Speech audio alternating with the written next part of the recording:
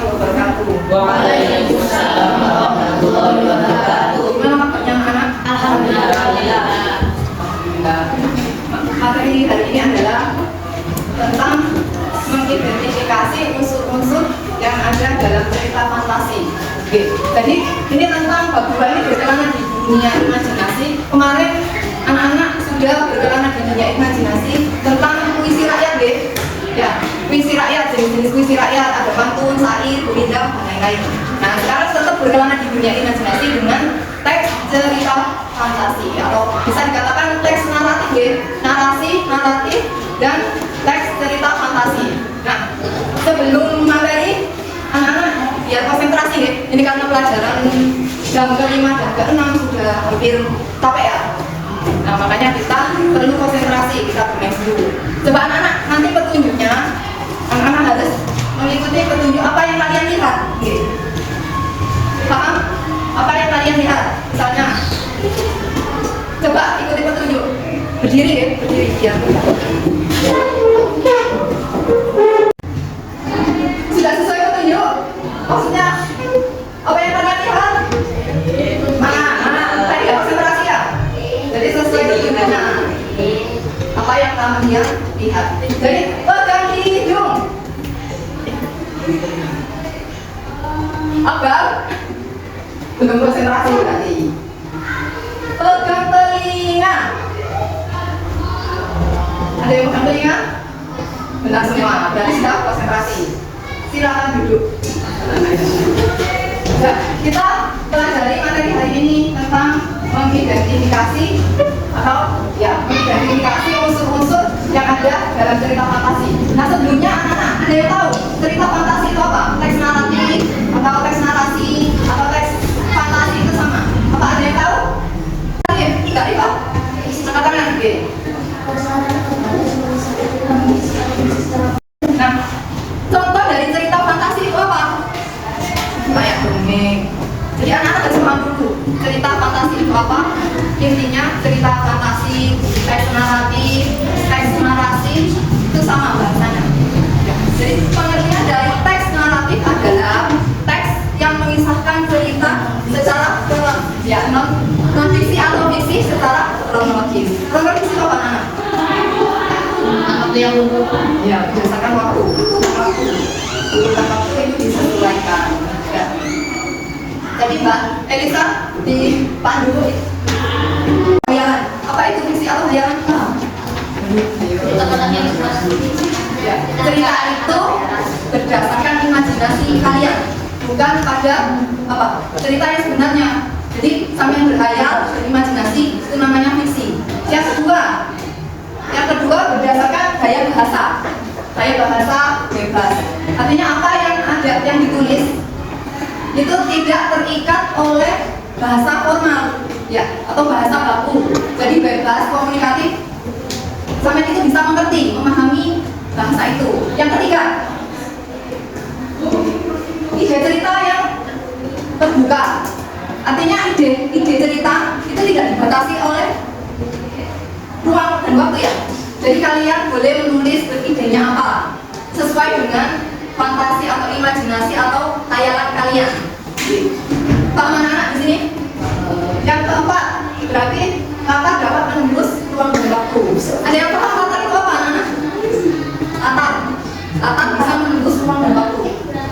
Latar berarti kemarin ada latar, tempat, waktu, suasana. Jadi jenis latar itu ada tiga, tempat, waktu, dan suasana. Kalau dapat menembus ruang waktu itu ya biasanya di latar sekarang bisa menembus ke ruang angkasa misalnya. Ya, boleh bebas berimajinasi atau berkhayal karena ini cerita fantasi atau teks narasi. Yang kelima, terdapat keanehan, keganjilan, kemisteriusan, dan keajaiban. Jadi cerita itu misterius atau aneh atau tidak karena dalam dunia imajinasi jadi aneh. Yang terakhir, tokohnya anak unik ya. Tokohnya unik. Artinya misalnya punya kekuatan sihir atau bisa mengangkat beban dengan bertonton, kan aneh, ya unik, tidak dalam kenyataan tadi. Dari ciri-ciri ini ada yang bisa, maksudnya tidak bisa dipahami dari 6 ciri.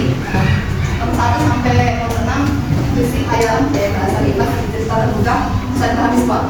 Kalau belum boleh ditanya angkat tangan, misalnya nomor 1 nggak tahu ini penjelasannya. Berarti paham semua gitu. Kita lanjut ke unsur-unsur cerita fantasi apa saja. Sebuah cerita.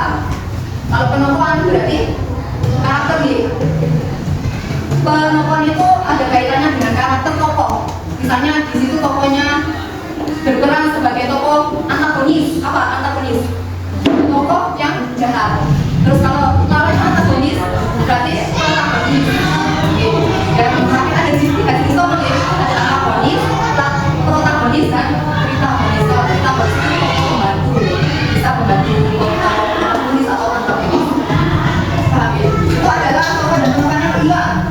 Kayak bahasa bebas. Jadi bahasa yang digunakan seseorang dalam tutur atau tulis itu bebas. Tadi di ciri-cirinya kan bahasanya menggunakan bahasa bebas. Artinya tidak harus bahasa formal, bisa dialek kalian masing-masing atau dialek menggunakan bahasa Jawa atau bahasa sehari-hari atau dalam suku Batak bisa menggunakan bahasa Batak. Artinya bebas gitu. Tidak terikat oleh gaya bahasa formal atau resmi. Yang ketiga, amanat. Amanat atau pesan moral yang disampaikan oleh penulis dalam sebuah cerita. Biasanya dalam cerita itu ada pesan moral atau setelah membaca itu sampai bisa mempelajari pesan yang disampaikan, bisa dijadikan pelajaran dalam kehidupan sehari-hari. Jadi yang terakhir tema. Ide dasar atau pokok pikiran yang ada dalam sebuah cerita. Bisa tema tentang persahabatan, kekeluargaan, atau tema pendidikan, ya macam-macam ya anak-anak. Jadi pokok pikiran dalam sebuah cerita itu biasanya temanya itu bisa tersurat dan tersirat. Artinya kalau tersurat itu tertulis, kalau tersirat berarti disembunyi dalam sebuah cerita itu. Yang kelima, alur atau jalannya cerita. Kalau jalannya cerita itu biasanya alur ada, jenis alur ada alur maju, alur mundur. Kalau jalannya cerita berarti ada tahap awal atau orientasi itu ada perkenalan. Terus ada yang kedua, tahap yang kedua itu adalah konflik atau pertikaian. Terus yang ketiga, penyelesaian, baru cerita itu akan berakhir dengan penyelesaian. Itu jalannya cerita. Yang keenam, latar. Jadi ada latar itu nanti ada tiga nih, tempat, waktu, suasana terjadinya suatu peristiwa dalam sebuah cerita. Nah itu unsur-unsurnya. Nah guru itu ada teks, tolong anak-anak dibaca dan nanti diidentifikasi unsur-unsurnya gitu. Unsur-unsurnya tadi ada tokoh dan penokohan, gaya bahasa, amanah, tema, alur, dan latar ya. Jadi baca dulu. Waktu 5 menit cukup ya baca. Kalau nggak lihat di ini LKS ada halaman berkelana di dunia imajinasi ya, itu bisa membaca berkelana di dunia imajinasi dengan sepasang saudara penyihir ya, sepasang saudara penyihir. Tokoh di situ, jadi unsurnya kan ada tokoh, gaya bahasa, terus kalau penokohan itu karakter, alur, jalannya cerita, amanat, pesan moral yang disampaikan dalam sebuah cerita, terus tema, ide pokok ya, pesan utama dari sebuah cerita. Yang terakhir latar, tempat terjadinya suatu peristiwa, suasana atau waktu, tempat dan suasana tidak ada latar. Niko memiliki sifat yang sangat sombong dan kasar, sedangkan aku mempunyai sifat yang baik dan juga penyabar.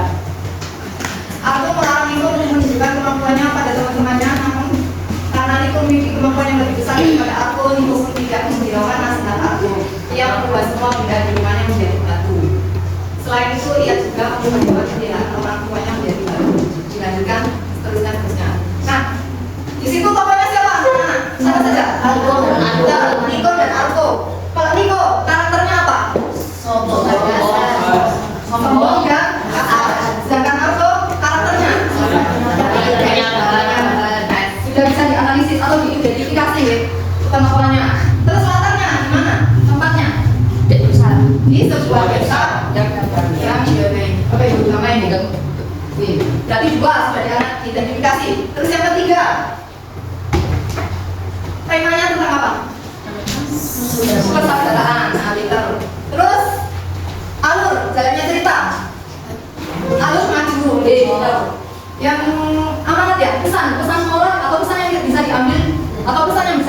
dari kisah itu apa? Jangan sombong.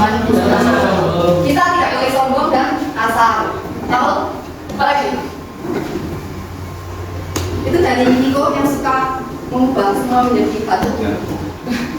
Berarti harus berhati-hati dengan perbuatan kita. Tidak boleh sembrono atau gegabah ya. Harus ketika kita melakukan sesuatu harus berpikir dulu tidak. Kan akhirnya Niko sendiri yang jadi batu ya. Oke, akhirnya ke dirinya sendiri. Cuma dari 100 juta. Nah, anak-anak setelah kita memahami sebelum itu apa? Mungkin Anda yang tidak bisa dipahami sebelum nanti kita kerja kelompok ya kan? Kerja kelompok mengidentifikasi unsur-unsur. Tapi ceritanya lain deh. Ceritanya tentang bola-bola waktu. Isunya tentang bola-bola waktu.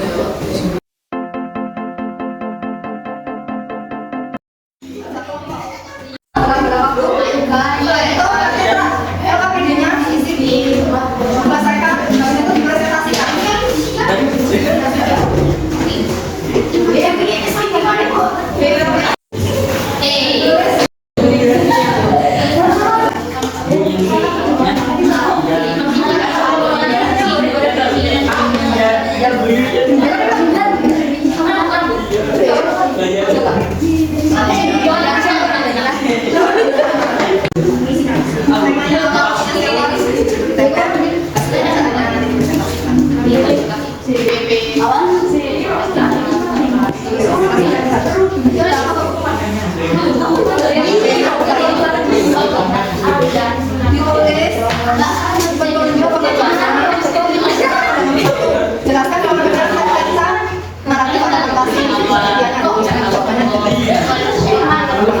sebutkan ciri-ciri kaitan narasi itu. Terus setelah membaca anak mengidentifikasi narasinya yang tokohnya siapa?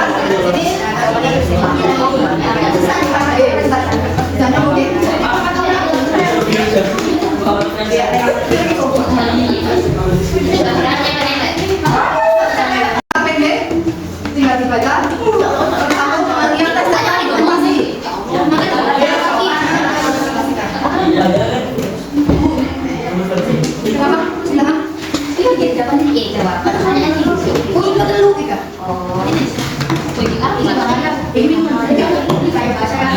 Pertanyaannya yang pertama, apa lagi?